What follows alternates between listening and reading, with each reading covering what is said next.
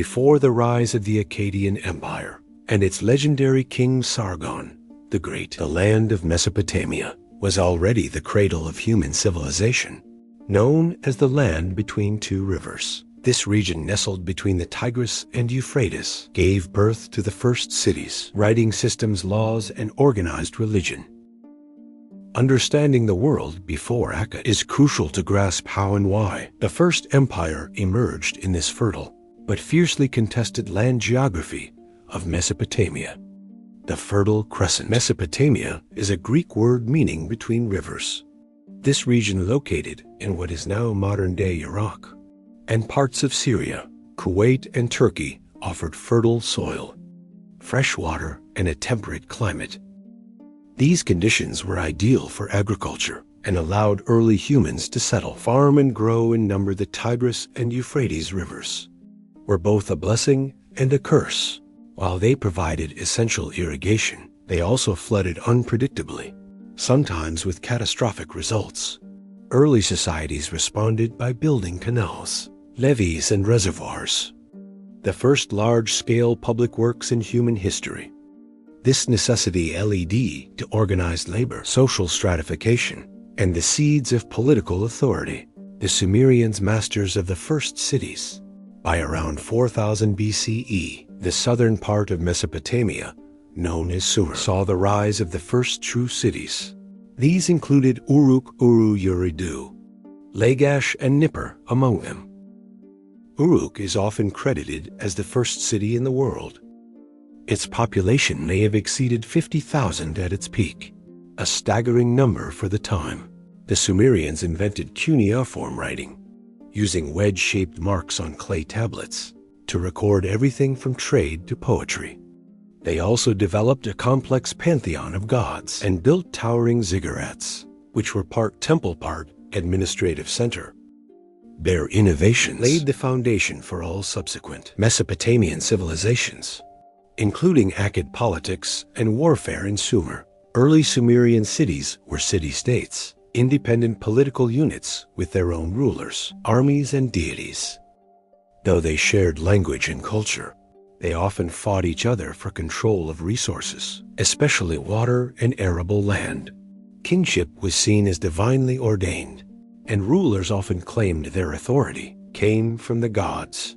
The constant warfare between city-states created an environment ripe for conquest and unification. Leaders who could dominate multiple cities held immense power, though few managed to do so for long. One early attempt at unification came from the Gauls, Gutian of Umma, who conquered several Sumerian cities and declared himself king of Sumer. Trade and cultural exchange. Despite their conflicts, the Sumerians were also great traders and cultural exporters. They established trade routes that stretched from the Indus Valley in the east to Anatolia and the Levant in the west. Goods like lapis lazuli, tin, and cedarwood were highly prized. This exchange of goods also facilitated the exchange of ideas, including religious beliefs, technological innovations, and artistic styles.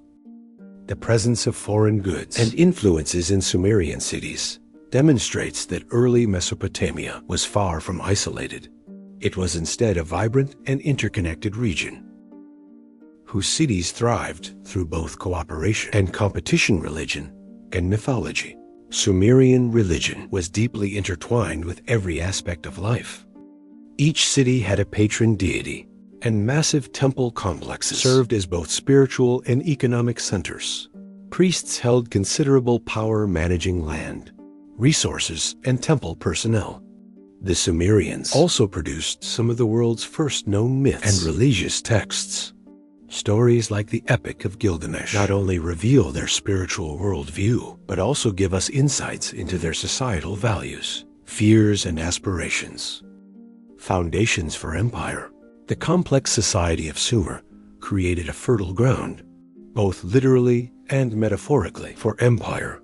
The organizational skills needed to manage irrigation, the military expertise honed through constant warfare, and the administrative systems developed for temple economies all provided the building blocks for larger political entities. Enter Akkad. While the exact location of the city of Akkad remains unknown, it emerged in the north of Sumer and quickly rose in prominence. Its leaders observed the successes and failures of their southern neighbors. They learned how to manage cities, control trade routes, and mobilize armies. When the time was right, they struck and changed history forever. In the annals of world history, few figures cast a shadow as long and mysterious as Sargon of Akkad. Revered as the founder of the world's first empire, Sargon emerged from obscurity to command the loyalty of thousands and dominate vast swaths of Mesopotamia. Yet his beginnings are cloaked in myth and legend. To understand the rise of Akim, we must first delve into the incredible story of Sargon's early life, his revolutionary ambitions, and the environment that made his ascent possible. The birth legend Sargon and the river. Sargon's origins are recorded in a late Babylonian cuneiform text known as the Legend of Sargon. According to the story, he was born to a humble mother, a priestess, and never knew his father. To hide the shame of illegitimacy, his mother placed him in a basket and set him afloat on the Euphrates River, a clear parallel to the story of Moses. The basket was discovered by Aki, a gardener who worked in the royal palace of the city of Kish. Asi adopted the boy and raised him to be a servant.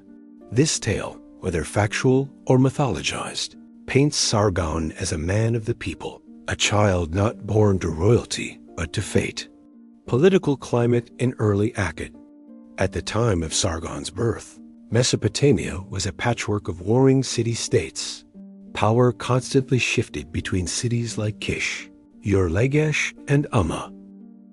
Kings were often short-lived, and political alliances changed frequently.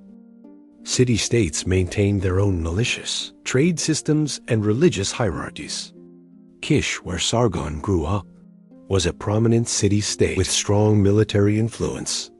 Sargon served his cupbearer to the king of Kish, Ur-Zababa, position of trust. It gave him access to the court and military affairs. But Sargon was not content to be a servant.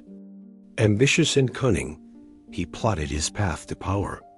Sargon's rebellion and the fall of Kish. The exact circumstances of Sargon's rise remain unclear, but the evidence suggests a coup or rebellion.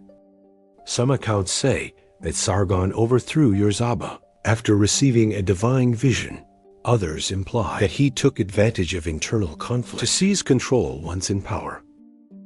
Sargon did not stop at Kish. He mobilized his forces and began conquering neighboring city-states, presenting himself as a liberator ordained by the goddess Ishtar.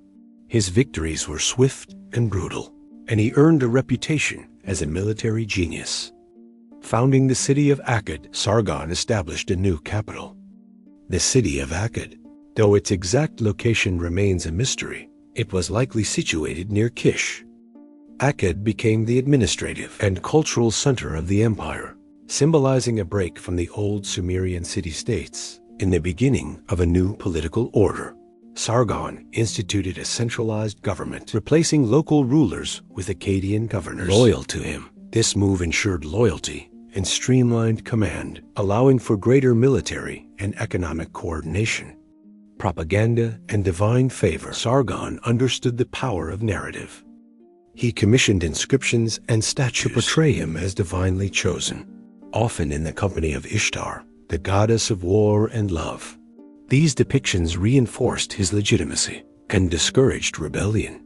He also adopted titles like King of the Four Quarters of the Earth, asserting his supremacy over all lands.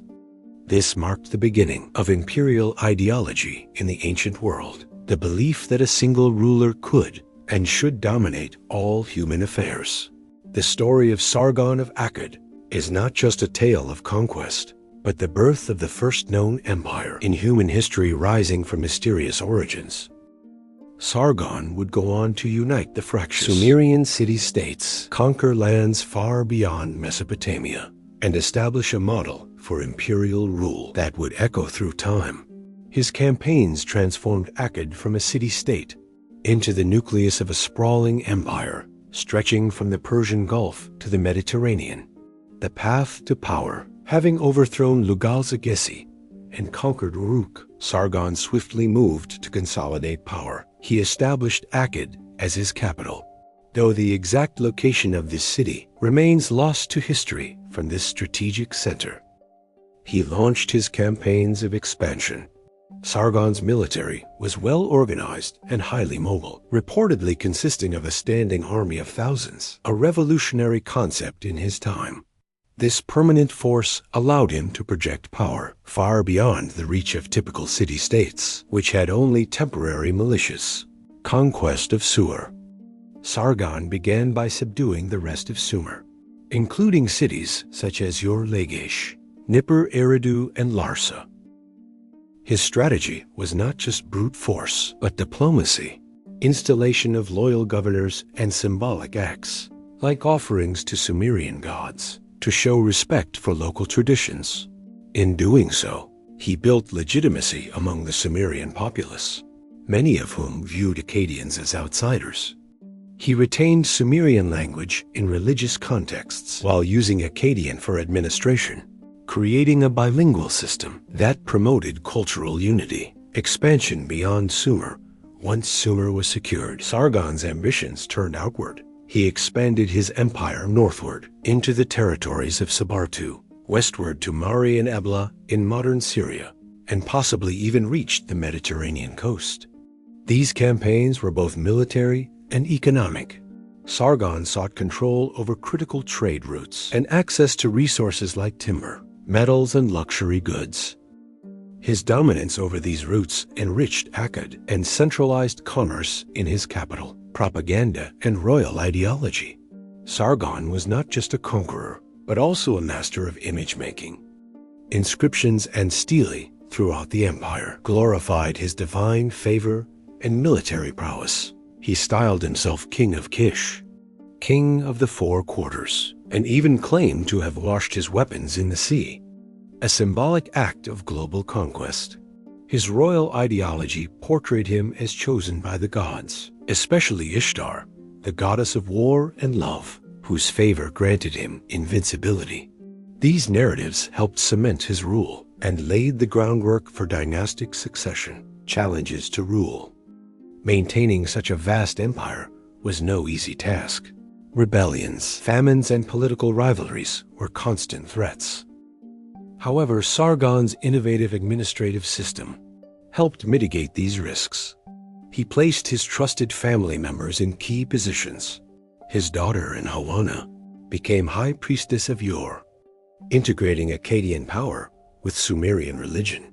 Still, the sheer scale of his empire presented logistical challenges. Communication across vast distances was slow, and maintaining loyalty among distant governors was a perpetual struggle legacy. Sargon ruled for over 50 years, a remarkable feat in a time of short-lived dynasties and frequent conflict. His model of empire, a central authority overseeing a network of provinces, governed by loyal administrators, became a blueprint for future empires in the region. He demonstrated that empire building was not just about conquest, but also governance propaganda, infrastructure, and religion. His reign marked a turning point in human history, from fragmented city-states to unified imperial governance. As Sargon's empire expanded across Mesopotamia and beyond, the true challenge began. How to rule and unify a patchwork of city-states, languages, and traditions under one imperial authority.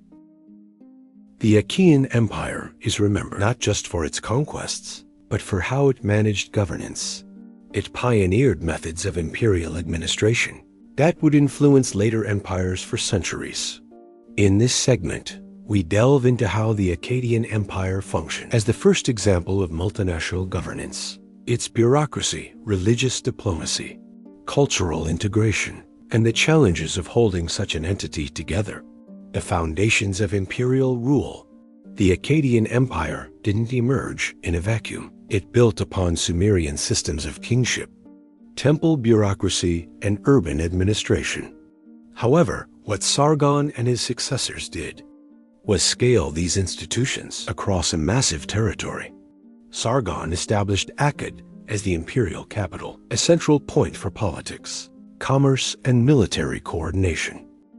From here, orders were disseminated, taxes collected, and campaigns coordinated. Though the exact location of Akkad remains unknown, its significance in Mesopotamian political evolution is profound provincial system and governance. To manage his empire, Sargon implemented a provincial system. Each region or city-state was governed by a local ruler or military governor, many of whom were Akkadian nobles or loyal local elites. These governors were responsible for collecting taxes, enforcing laws, and maintaining order. In return, they had relative autonomy, so long as they pledged loyalty to the king and met tribute requirements. It was a delicate balance between central authority and regional autonomy to prevent rebellion.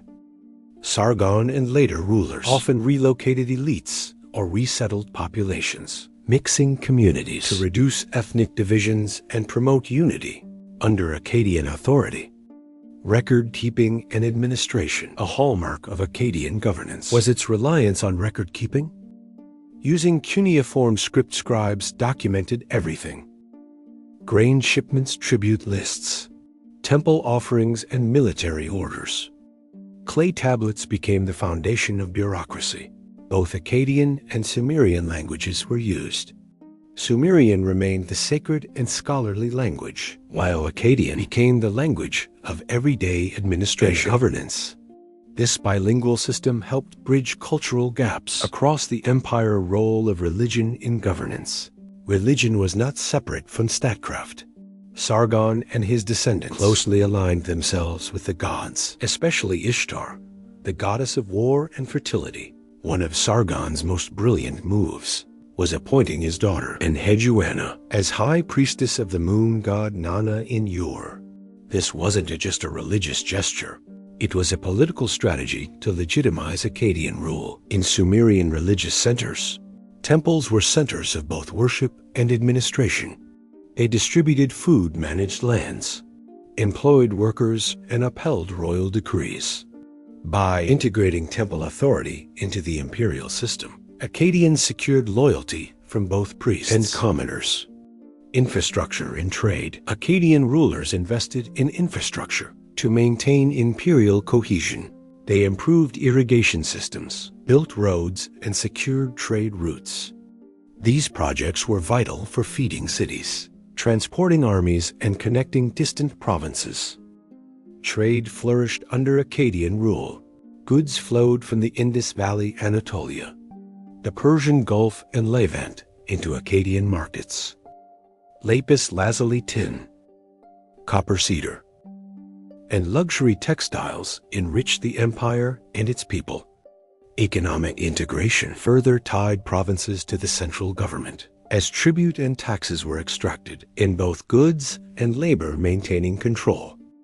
Challenges and rebellions. Despite these innovations, imperial rule was never easy.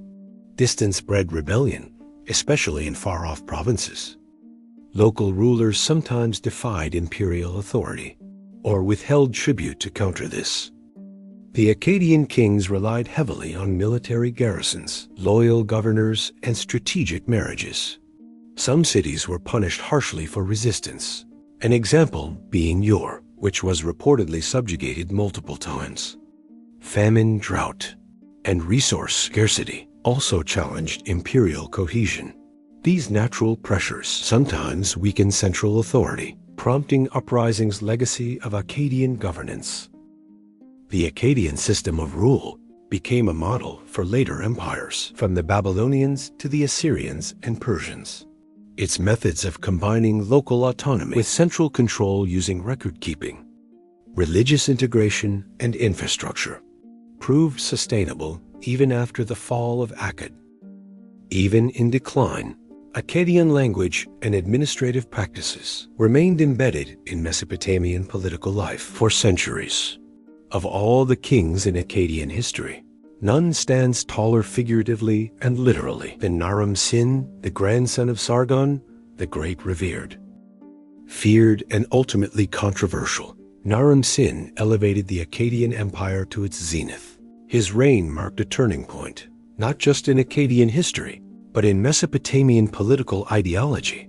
For the first time, a king openly declared himself a living god. This segment explores the dramatic reign of Naram-Sin, his military triumphs, ambitious building projects, divine status, and the growing tensions that would foreshadow the empire's decline, early life, and ascension to power.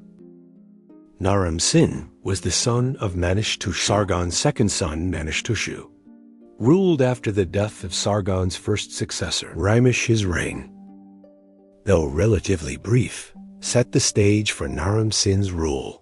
After his father's assassination, possibly during a palace revolt, Naram-Sin ascended to the throne. He inherited an already powerful empire, but one fraught with rebellion and internal discord. His initial challenge was to restore order and consolidate power. Military campaigns and expansion. Naram-Sin's reign was marked by relentless military campaigns aimed at preserving and expanding the empire. Among his most notable victories were those against the Lulubi, a mountain people of the Zagros region. The famous victory stele of Naram-Sin, now housed in the Louvre, immortalizes one such conquest in this striking artwork.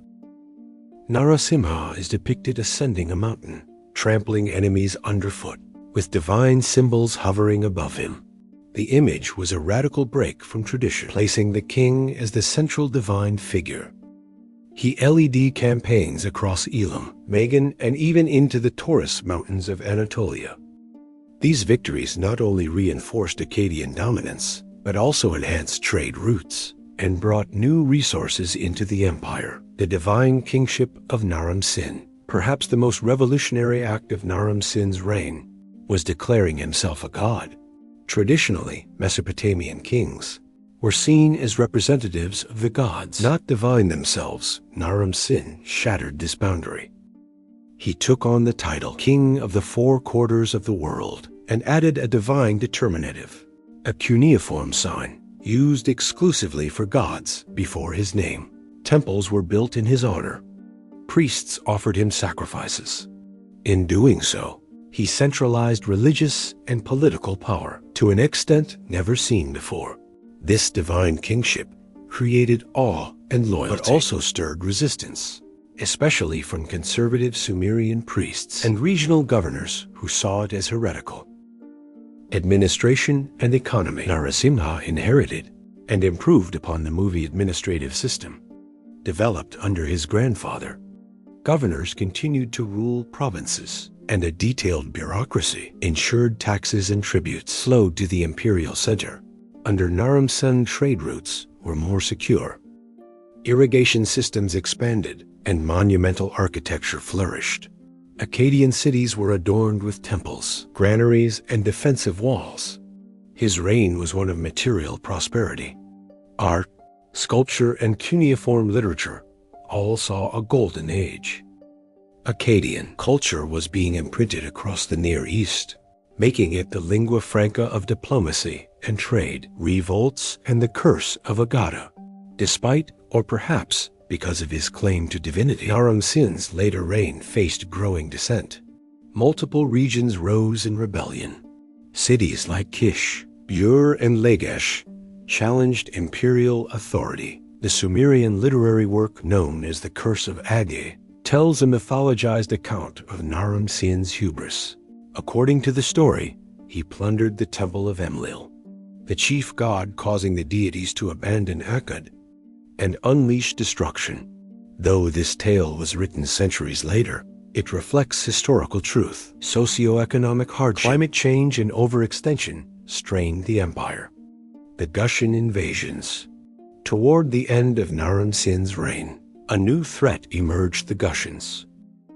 These mountain tribes from the Zagros foothills began raiding Akkadian cities. Though Naram-Sin reportedly defeated them in several engagements, the pressure from these incursions weakened Akkadian control. After his death, his son, Shar-Kalashari, would inherit an increasingly unstable realm, fighting both internal rivals and external enemies. Legacy. Naram-Sin's reign left a profound legacy. His divine kingship influenced later rulers, like the Egyptian pharaohs and Persian emperors. His stele became a symbol of kingly power, copied and referenced for centuries. Yet he also became a cautionary tale to later Sumerian scribes. His pride led to divine retribution and collapse. The idea that no mortal should claim godhood echoed in Mesopotamian literature for generations. Following the towering reign of Naram-Sin, the Akkadian Empire found itself at a crossroads. The empire had reached its greatest territorial extent, but cracks had begun to show. With rising internal rebellions and external threats, the task of holding this vast domain fell to Naram-Sin's son Shar-Kali-Shari.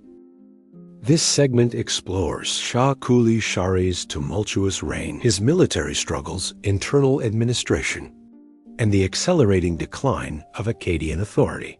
His rule was marked by valiant efforts to preserve the empire, but also by mounting pressures that would eventually prove insurmountable. Ascension to the throne. Shar-Kali-Shari came to power around 2217 BCE. During a period of growing instability, he inherited a kingdom still reeling from regional uprisings and the looming threat of the Greeks. Despite these difficulties, he was determined to maintain his father's legacy. Shar-Kali-Shari, like his predecessors, took on grand titles such as King of Akkad, King of the Four Quarters of the World. But unlike Naram-Sin, he did not claim divinity. Perhaps a deliberate return to tradition in a time of chaos, constant warfare, and the Egyptian threat. Much of Shar-Kali-Shari's reign was dominated by warfare.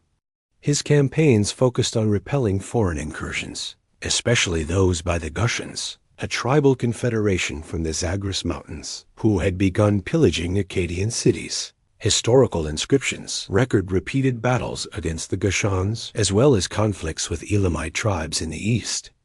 Shar-Kali-Shari claimed victories in many of these encounters, but the Gutians proved to be a persistent menace. Houston raids devastated agricultural regions, disrupted trade, and strained the already burdened administrative systems. Cities were abandoned, canals fell into disrepair, and famine loomed over the empire. Internal struggles and revolts simultaneously.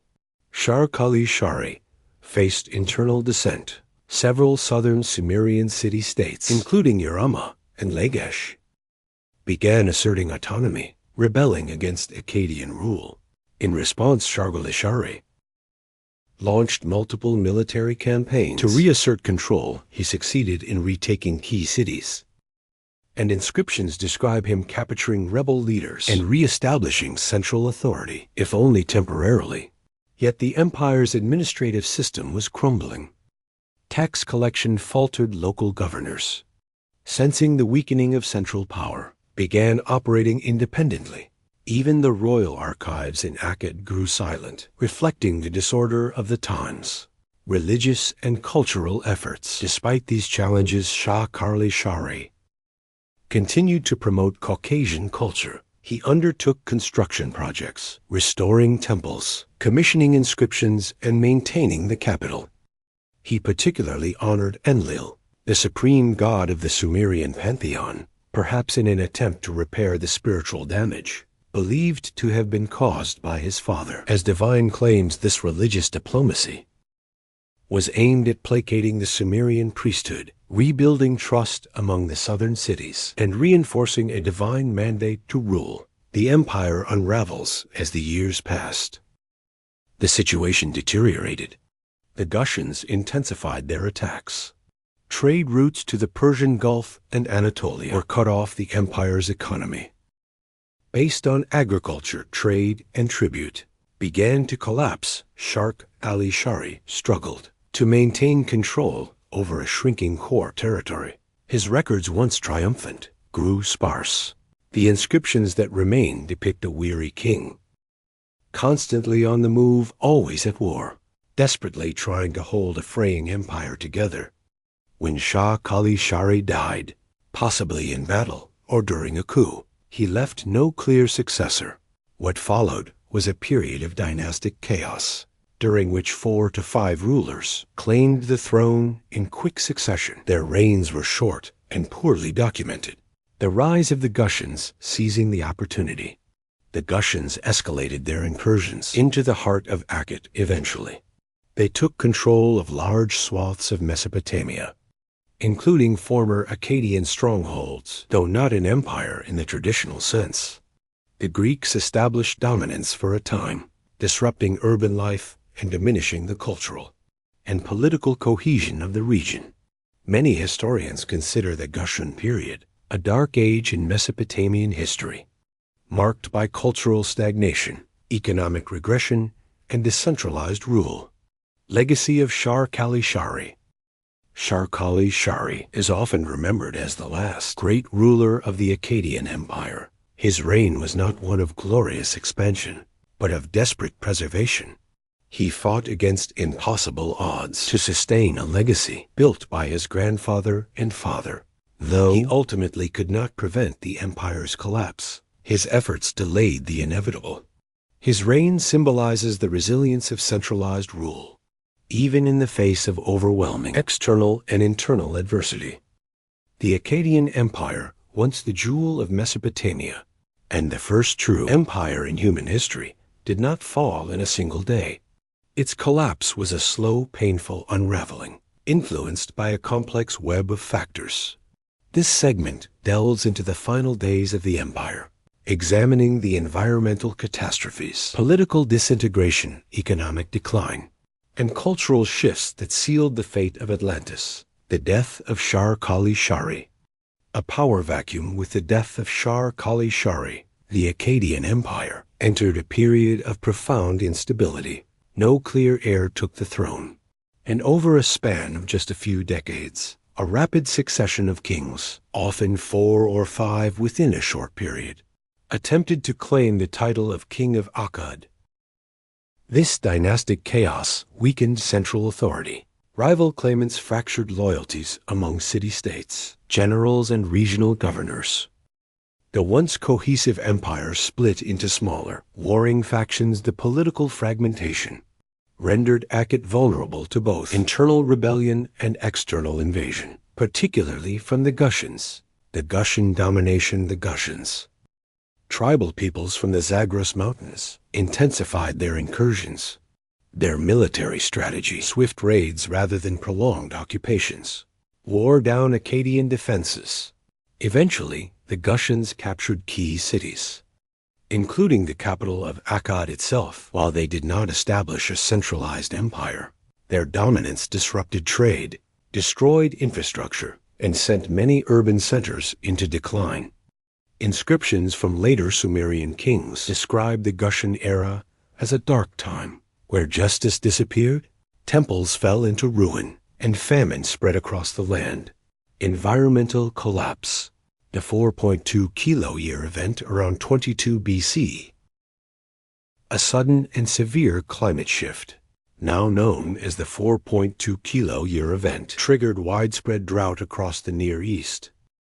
Archaeological and geological evidence reveals a drastic reduction in rainfall that led to crop failures, declining water levels in rivers, and desertification of once fertile lands. This climatic catastrophe crippled the agricultural economy of the Akkadian Empire. With declining harvests came famine, population displacement, and increased competition over dwindling resources. The central government struggled to provide aid, and many communities abandoned urban life for subsistence farming or nomadic survival. Economic decline.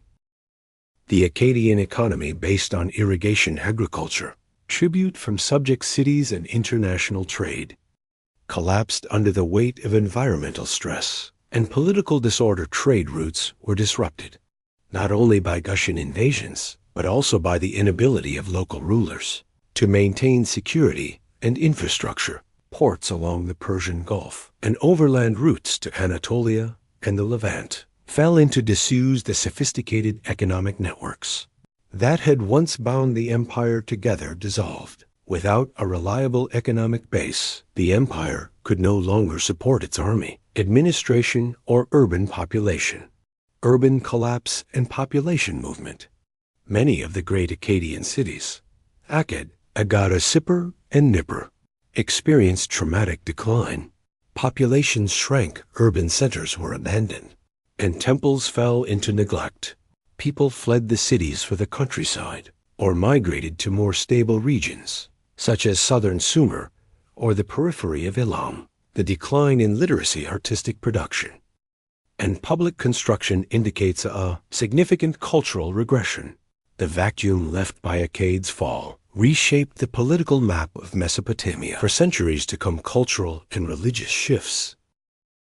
The collapse of Akkad also had profound cultural consequences. The divine kingship model, promoted by Naram-Sin, was discredited. Later, Mesopotamian rulers emphasized humility before the gods, likely in response to what was perceived as divine punishment for Akkadian arrogance. A revival of Sumerian traditions emerged, especially in city-states like Ur, Lagash, and Uruk.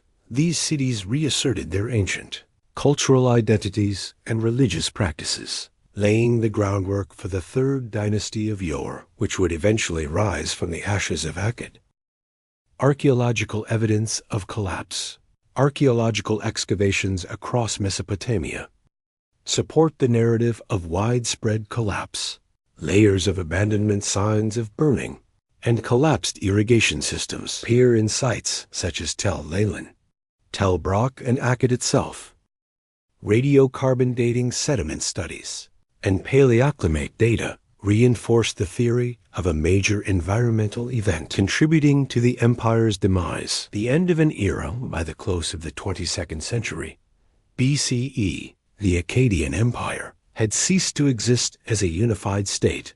Though some successors still claimed the title of King of Akkad, the reality on the ground was fragmentation, disorder, and localized rule. The Gutians would remain dominant for several decades, before being expelled by the resurgent Sumerians of the Ur III dynasty. Yet even in its fall, the legacy of Akkad endured. Its administrative innovations, imperial ideology, and linguistic influence would shape Mesopotamian civilizations for centuries.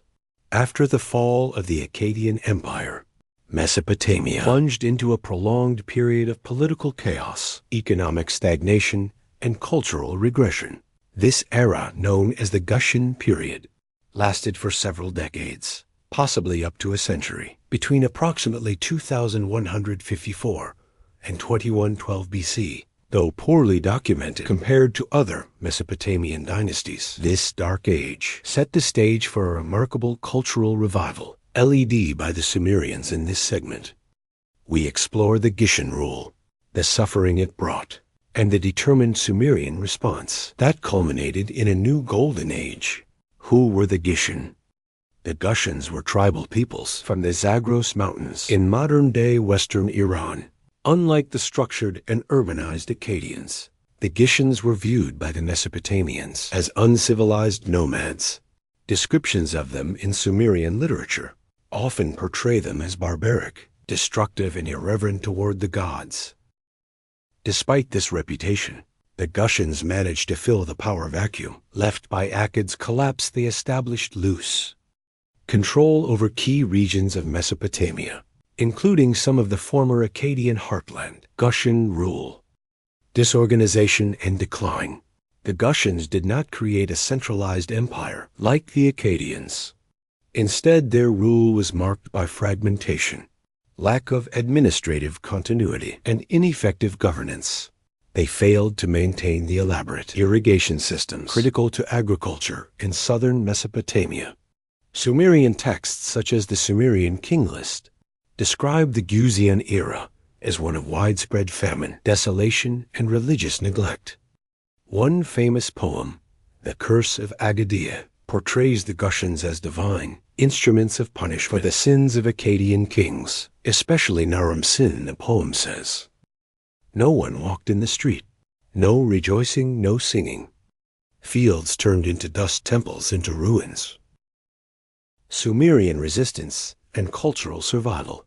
Though politically fractured, many Sumerian city-states, such as Lagash, Uruk, and Ur, continued to survive, preserving local traditions and worship practices. In Lagash, rulers such as Gudea gained prominence, though not directly involved in military campaigns against the Gutians. Gudea's reign represents a cultural resistance. He undertook massive temple constructions, promoted Sumerian religion, and portrayed himself as a pious, just leader. His inscriptions focus on restoration of temples, infrastructure, and law, echoing a desire to reclaim a Perdugan golden age. Gudea of Lagash, beacon of hope. Gudea's rule is one of the best documented during the Gutian period. He styled himself as the chosen of the gods, especially Ningirsu and Nanzi, and focused on spiritual and civic renewal. He restored water canals, revived trade with distant lands, and promoted the arts. Over 20 statues of Gudea, often carved in diorite, have been discovered, each bearing inscriptions celebrating his achievements. Gudea's reign helped preserve Sumerian identity and values during the Dark Gutian era. The rise of Uruk and Ur. The fight back begins. Toward the end of the Gutian period, Sumerian city-states began to unite in opposition. In Uruk, rulers such as Utu-hegal began military campaigns to drive out the Gutians. Utu-hegal is credited with defeating the last major Gutian ruler Tiridot in a decisive battle. A surviving victory inscription claims the Gutians, who had no king and had laid low the lands ... He struck them down. This victory restored Sumerian pride and paved the way for the rise of the Third Dynasty, the end of Gutian rule.